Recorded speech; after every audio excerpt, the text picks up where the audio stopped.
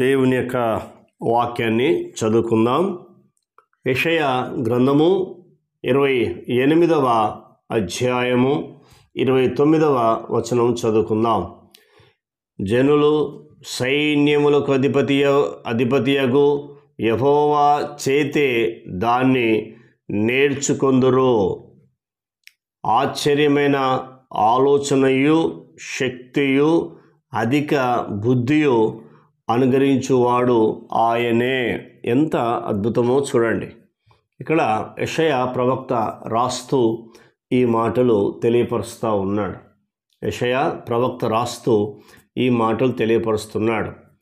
సైన్యములకు అధిపతియగు యెహోవా చేతే దాన్ని నేర్చుకొందురు అని మాట్లాడుతూ ఉన్నాడు. నిజమే, మనము ఏదైనా సరే నేర్చుకోవాలంటే దేవుని సన్నిధానంలో కూర్చొని నేర్చుకుంటాం. గుర్తుంచుకోండి. ఇప్పుడు ఒక తల్లి ఒక బిడ్డను కన్న తర్వాత తల్లి, తండ్రి, కుటుంబ సభ్యులందరూ ఆ బిడ్డకు నేర్పిస్తాడు. మాటలు ఎలా మాట్లాడాలి నేర్పిస్తాడు. ఏమి అనాలి ఏమి అనకూడదో నేర్పిస్తారు. మరి ఇక్కడ నీవు కూడా దేవుని సొంత రక్షకుడిగా అంగీకరించి దేవుని నమ్ముకుంటున్నప్పుడు, ఈ లోకంలో ఆయనతో సహవాసం చేస్తున్నప్పుడు దేవుడు ఇక్కడ ఏమంటుంటే యెహోవా చేతే దాన్ని నేర్చుకొందురని దేవుడు ఇక్కడ మరి ప్రవక్త ద్వారా మాట్లాడుతూ ఉన్నాడు. ఏదైనా సరే నీవు దేవుని యొక్క వాక్యాన్ని నేర్చుకోవాలన్నా, దేవుని యొక్క వాక్యాన్ని ధ్యానించి నీ హృదయంలో ఉంచుకోవాలన్నా, దేవుని సన్నిధిలో కూర్చొని ఏ రీతిగా ప్రార్థన చేయడం నేర్చుకోవడం, పాట పాడడం నేర్చుకోవడం, ఆయన సన్నిధానంలో ఎలా నడవాలో నేర్చుకోవడము దేవుడు దగ్గరనే యెహోవా చేతనే దాన్ని నేర్చుకుందురు అని చెప్తున్నాడు. మొదటిది. రెండవది, ఆశ్చర్యమైన ఆలోచనయో. చూసారా, దేవుడు ఆశ్చర్యమైన ఆలోచన నీకు తెలియపరుస్తాడు. కొన్నిసార్లు చూడండి, నీకు బాధలు ఉన్నప్పుడు, సమస్యలు ఉన్నప్పుడు, కష్టాలు ఉన్నప్పుడు, ఇబ్బందులు ఉన్నప్పుడు కొన్నిసార్లు మనకు ఆలోచన రాదు. భయంతో కూడిన ఆలోచనలు వస్తాయి, టెన్షన్తో కూడిన ఆలోచనలు వస్తాయి, సమస్యలు ఇంకా పెద్దగా చేసే ఆలోచనలు వస్తాయి. ఎక్కడో తెలుసా, నీ మనసులో వస్తాయి, తర్వాత నీ హృదయంలోనికి ప్రవేశిస్తాయి. దుష్టుడు ఎప్పుడు కూడా ఆ థాట్స్ని తీసుకొస్తాడు.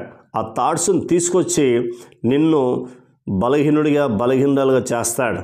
నీలో ఉన్న విశ్వాసాన్ని తగ్గిస్తాడు, నీలో ఉన్న నమ్మకాన్ని తగ్గిస్తాడు, నీలో ఉన్న భక్తి జీవితాన్ని తగ్గిస్తాడు.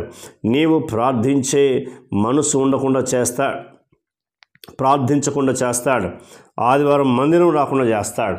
అలాంటప్పుడు నీవు ఆయన సన్నిధానానికి వస్తే, ఆయన సన్నిధానంలో ఉన్న పాటున నీ ఇంట్లో ఉన్నప్పుడు కూర్చొని దేవుడికి నువ్వు సమయం ఇస్తున్నప్పుడు ఈ యొక్క మాట నీ జీవితంలో నెరవేరుతుంది.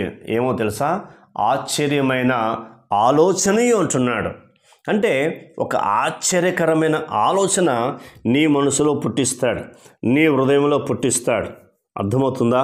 అప్పుడు నీ టెన్షన్ పోతుంది, నీ భయం పోతుంది, నీ చింత పోతుంది, నీ ఆలోచన మొత్తం పోతుంది. ఎందుకంటే మన దేవుడు ఆశ్చర్యకరుడు. గుర్తుంచుకోండి, నీకు ఆలోచన చెప్పే దేవుడు ఆయన. నువ్వు భయపడుతున్నప్పుడు నీకు ఆలోచన చెప్తాడు, భయపడకని చెప్తాడు. కృంగిపోతున్నప్పుడు కృంగిపోవద్దు, నేనున్నాను అని నీకు చెప్తాడు. అందుకే ఆయన ఆశ్చర్యకరుడు. కాబట్టి ఆశ్చర్యకరుణ్ణి నీవు స్తుతించాలి, ఆరాధించాలి, మహిమపరచాలి, ఆయన మీద ఆధారపడడం నేర్చుకోవాలి. రెండవది. మూడవది, శక్తియు అంటున్నాడు. చూడండి, శక్తియు అంటే ఇప్పుడు ఆశ్చర్యం చేయడమే కాకుండా, ఆలోచన చెప్పడమే కాకుండా దేవుని దగ్గర శక్తి ఉంది. గుర్తుంచుకోండి, ఆ శక్తిని నీకు అనుగ్రహిస్తాడు, ఆ శక్తిని నీకు ఇస్తాడు. ఎప్పుడు ఆయన సన్నిధానంలో కూర్చొని నీవు నేర్చుకునే మనసు నీకుంటే కంపల్సరీ. ఇప్పుడు దేవుడు మూడోది ఏమిటంటే శక్తి అని చెప్తున్నాడు. నాలుగవది, అధిక బుద్ధియు అనుగ్రహించువాడు ఆయన్నే. ప్రవక్త రాస్తూ మనం చూడండి ఎంత అద్భుతమైందో. అధిక బుద్ధియు అనుగ్రహించేవాడు ఎవరు? ఆయన్నే అని దేవుని పేరు చెప్తున్నాడు.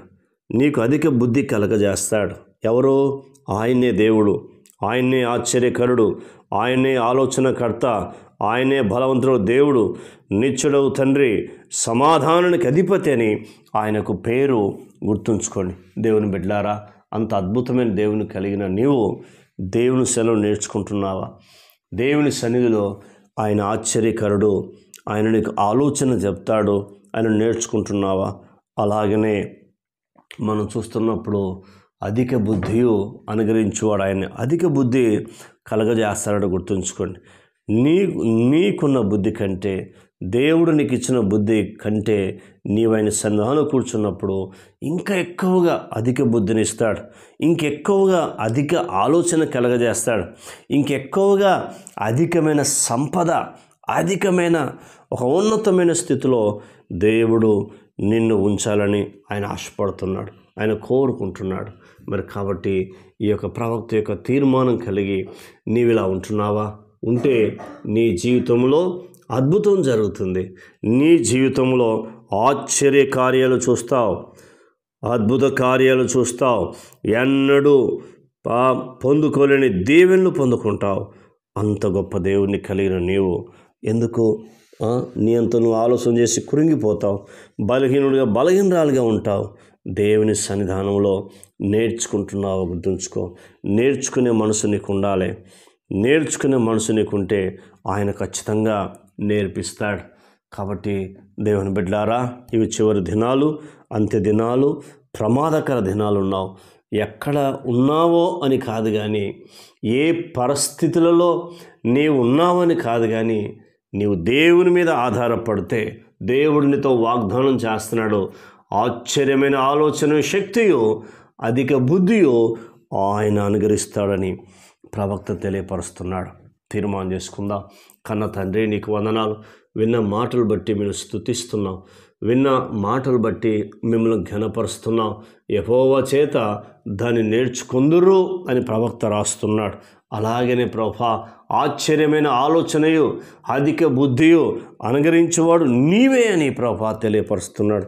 నాయనా, నీకు స్తోత్రాలు అయా. మాకు ఆశ్చర్య కార్యాలు చేసే దేవుడు, ఆలోచన చెప్పే దేవుడు, అధిక బుద్ధిని కలగజేసే దేవుడు. అందుకే నీకు వందనాలు. ఇక్కడ విన్నవారందరి జీవితాల్లో ఈ వాక్యం ఫలించి అభివృద్ధి పొందడం సహాయం చేయమని, వారిని వారి కుటుంబాలను దీవించమని, వినబోతున్న వారిని వారి కుటుంబాలను దీవించమని మా ప్రార్థన విని జవాబిచ్చినందుకు కృతజ్ఞతలు చెల్లిస్తూ యేసు నామములో పొంది ఉన్నాం తండ్రి. ఆమెన్. దేవుడు దీవించి ఆశీర్వదించునుగాక. ఆమెన్.